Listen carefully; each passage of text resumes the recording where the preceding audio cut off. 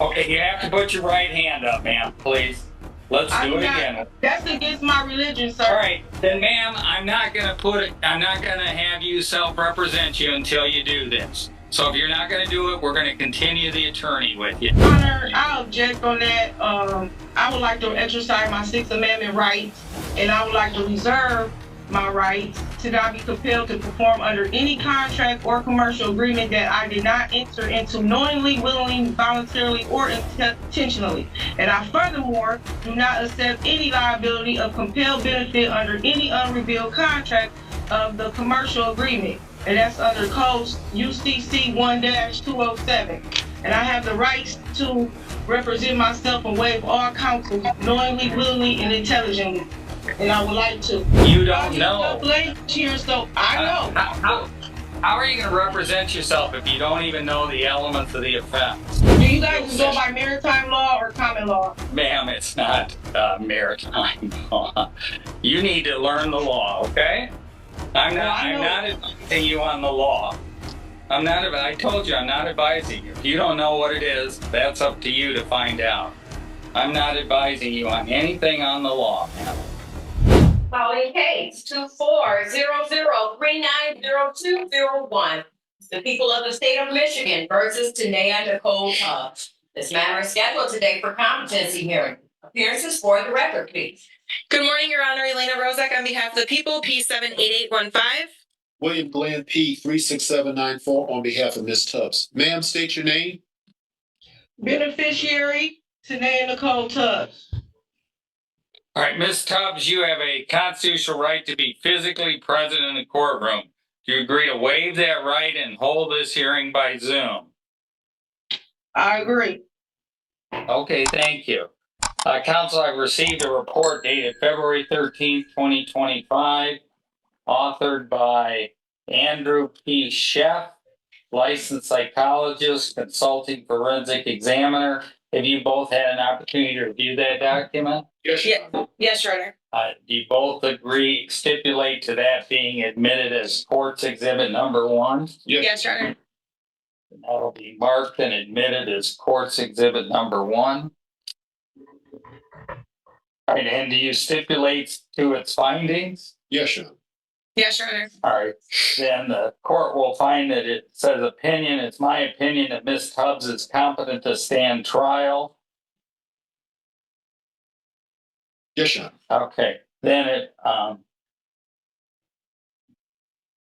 it says, at the last paragraph says, while I recognize the ultimate decision in this matter rests upon a judicial determination, it's my opinion that Ms. Tubbs was competent to stand trial at the time of this evaluation. You both stipulate to both of those findings? Yes, Your Honor. Yes, Your Honor. Right, then the court will sign an order. Is she receiving medication? She's in the Calhoun County Jail. I don't know yet. Ms. Tubbs, are you receiving medication? No, Your Honor. No medication? All right. No, ma'am. And counsel, are either of you aware that she's receiving medication? I am not aware, Your Honor. I am not aware, Your Honor. I don't see any mention of medication here, so.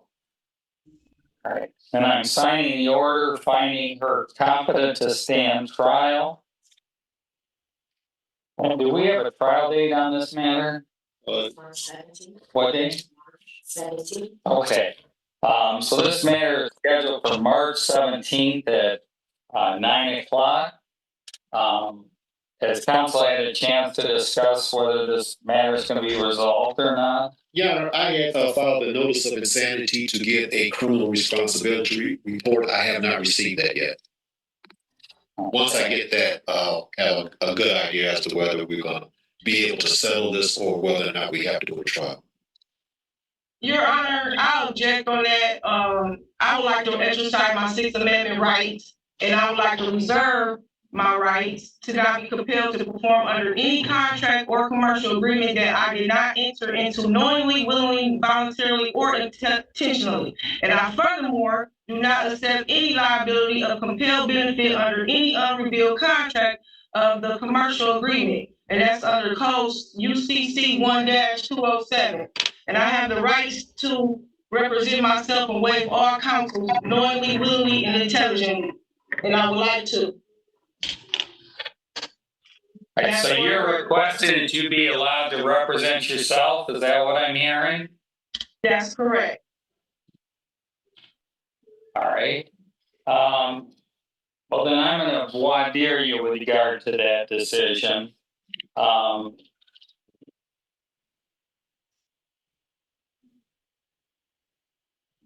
Would you like an opportunity to speak with your client in the breakout room with regard to this decision, counsel? Well, she said that a couple of times, but I would ask that the court hold off on that until I get the criminal responsibility.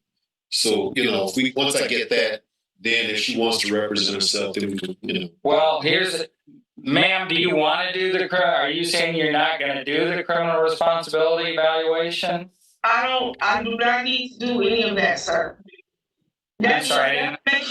That's defamation of character. I will not be doing any of that. And I would like to exercise. You are requesting that you not do a criminal responsibility evaluation. Is that my understanding, ma'am? That is your understanding. Correct. Well, yeah, with the MIDC's policy, I don't know if I can continue as her attorney of record. She has to have standby counsel appointed if she's going to represent herself. That's my understanding of the current policy. All right, and you do standby counsel? Okay.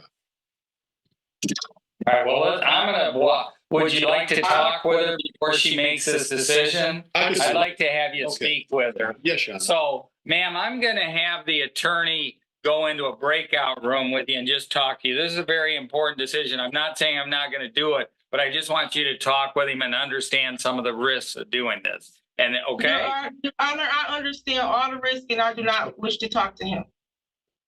I have not talked to him in 6 months, so why would I need to talk to him now? Thank you. I pray you respect my wishes. So just so I'm clear, you're refusing to talk with him. Is that correct? Correct. I understand all the consequences and repercussions in this case.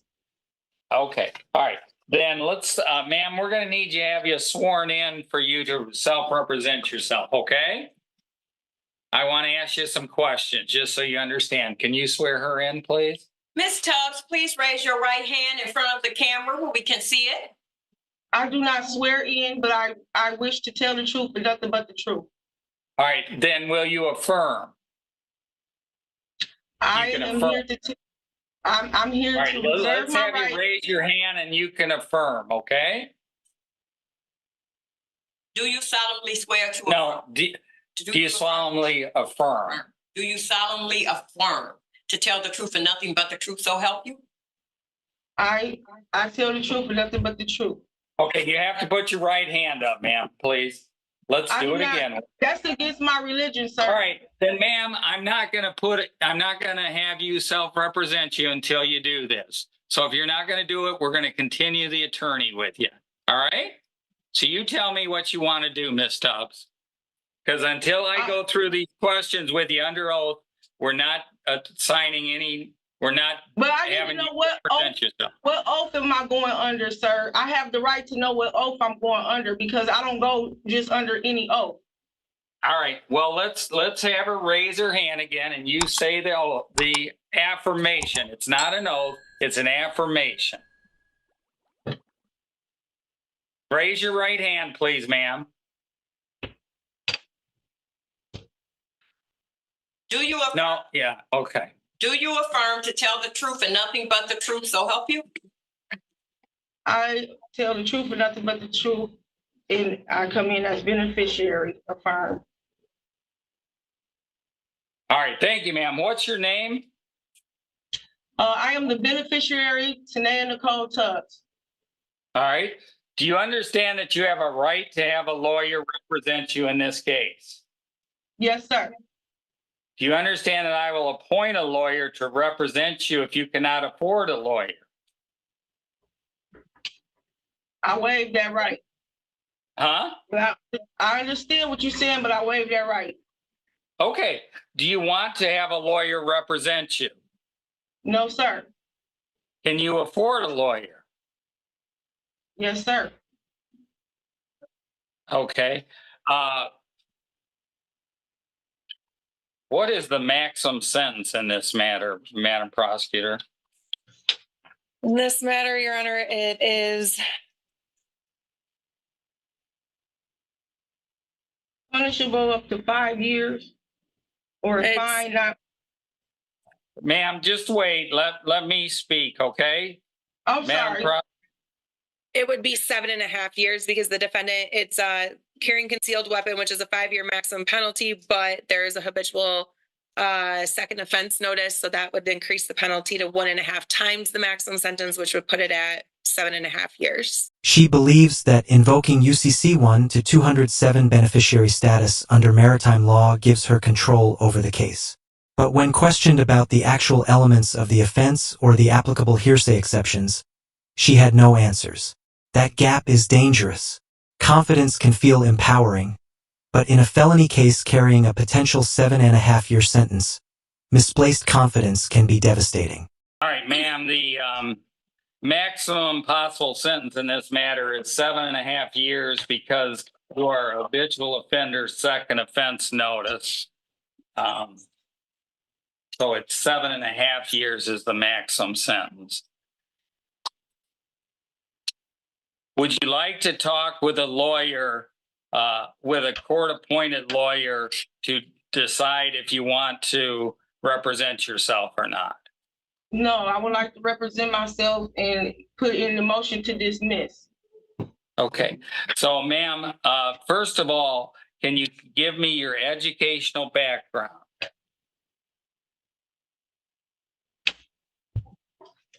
I have How far have you gone in school, ma'am? college. College, okay. And have you represented yourself before?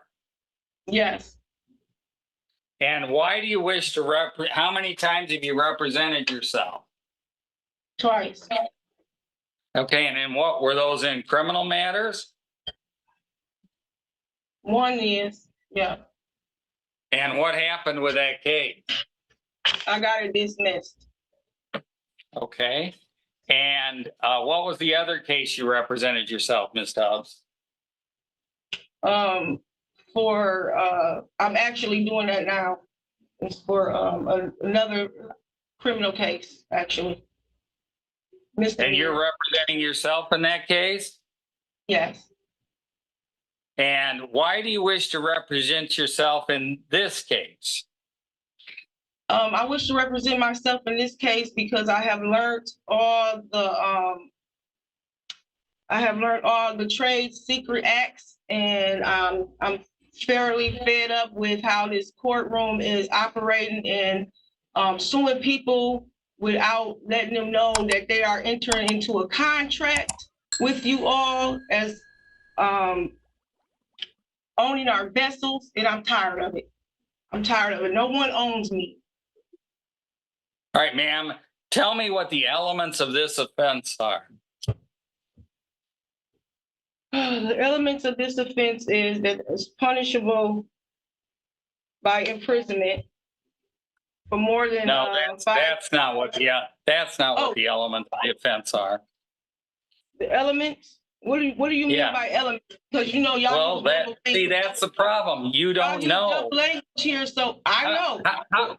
How are you going to represent yourself if you don't even know the elements of the offense? How are you going to do that, ma'am, if you don't even know what you have to defend against? I have to defend against the accusations, the charges. All right, ma'am, tell me what the rules of, do you know the rules of procedure? The rules and procedures to this is that a prosecutor, the people of the state of Michigan is trying to sue my corporation. That's correct, right? And you are acting as a trustee, correct? Y'all acting as judges and acting as trustees, correct? No, I'm elected as a judge. I'm not a trustee. I'm a judge. Okay, ma'am. Okay, so what? Ma'am, so no, what? you don't get to quiz me, Ma'am. What do you know? What the rules of evidence are? Yes. Okay, tell me what the exceptions to the hearsay rule are. Acceptance of the hearsay. Hold on, I want to write all this down. I'm sorry. No, I'm asking you. You say you know this stuff. How are you going to represent yourself? You got don't even know what. acceptance of hearsay, sir. I would like to write everything you're saying down so I can Have be you able ever to. have you ever done jury selections or jury instructions? Yes, jury, it holds up to 12 people. No. Do you know how to ask them questions? Yes. And how to do the jury instructions? All right. Do you know how to preserve issues for appeal? Yes. Do you know that self-representation is almost always unwise? Yes. Did you know that the first day of law school, they tell us that he who represents himself has a fool for a client? Do you know they tell us that? Yes. And so what does that tell you if they say he who represents himself has a fool for a client? What's that tell you, ma'am? You know what it tells me? Yeah, That what's that tell you? You all operate in trade secret acts. Okay. Well, that's not true, but okay. Miss Tubbs, would you do brain surgery on yourself? Why would I do brain surgery on myself? Yeah, because you'd have a fool for a patient, wouldn't you? Correct. So why do you think you can do law if you can't do medicine? Because I go by federal law. Okay. You understand you'll receive no special treatment and you can receive no help from the judge during the trial. You understand that? I understand. You understand the prosecutor is an experienced trial lawyer who is unlikely to give the defendant any special consideration. Do you understand that? Yes. You understand you'll receive no special help from the court staff and you'll be expected to follow the same requirements that apply to practicing lawyers. You understand that? Yes.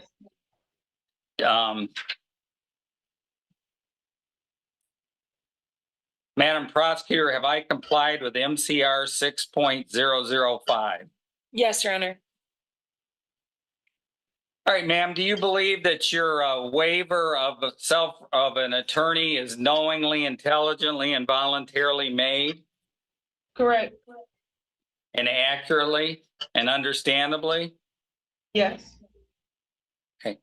Then the court will find that the waiver is knowingly, intelligently, voluntarily made. The waiver is unequivocal. You understand the disadvantages of self-representation, and self-representation will not disrupt, unduly inconvenience, or burden the court. So I'm going to grant your request to represent yourself, ma'am, okay? Thank you. All right. Now we've got a jury trial. What's our date? And I would like the full discovery package sent to me, please, as well with along with the Dr. Chef report and the oath of office, please, so I can know what I'm dealing with. All right. Do you guys go by maritime law or common law? Ma'am, it's not maritime law. You need to learn the law, okay? I'm not advising you on the law. I told you I'm not advising you. If you don't know what it is, that's up to you to find out. I'm not advising you on anything on the law, ma'am. Don't worry about it. I know what it is. Yeah, don't ask for any special consideration. You have to perform just as any licensed attorney would here. So if you don't know that, I would strongly recommend you have an attorney represent you if you don't even know if it's a maritime law or not. It's my right to ask questions. All right, well, go ahead. As I said, he who represents himself, he or she is a fool for a client, ma'am. Okay? We will have the attorney send you those documents. Madam Clerk, if you can get a standby counsel for this for March 17th at 9 o'clock. Is there anything else we need to take up? So am I here released? Yes, you're released. Thank you. But you need to send all the materials to her. And also, if we can get her brought here from the jail, Madam Clerk. Okay. That's what I was going to ask for, is to have her written here and then another date before the trial date where standby and Ms. Tubbs would be here. where we would all be on the same page. Well, we're gonna get the standby and do that right away, as soon as we get that. Okay. I We can request that, schedule this for, ma'am, don't interrupt me. I don't interrupt you, you don't interrupt. All excuse me. right, we'll schedule this for February 19th at 9:00 for assignment of a standby counsel, okay? And if you can make sure that she is on Zoom that day, Madam Clerk? Okay. Is there anything else we need to take up with regard to Ms. Tubbs' case? And you, ma'am, just so it's clear, you're under oath, you are requesting that there not be an insanity defense. Is that correct? That's correct. And I also, Okay. February 19th, Madam I Clerk, have if you can something prepare, scheduled at 9. ma'am, don't interrupt me. Prepare an order that says that she's withdrawing any insanity defense. Okay? All right. What, Ms. Tubbs? I have another court time at 9 a.m. on February 19th. All right, then we'll make this February 20th at 9:00. All right? Thank you. All right. Anything else we need to take up? No, yeah. All right, nothing further. This matter is completed. Everybody have a great day. All right, if you can find out who else is in the jail. This hearing was not about maritime law. It was not about secret contracts, vessels, or commercial codes. It was about a single critical decision: whether to face a felony charge with trained legal counsel or to proceed alone. The charge carries a potential sentence of up to 7.5 years due to habitual offender status. That enhancement changes everything. It increases sentencing exposure, intensifies negotiation pressure, and significantly raises trial risk. The judge did something important. He built a record.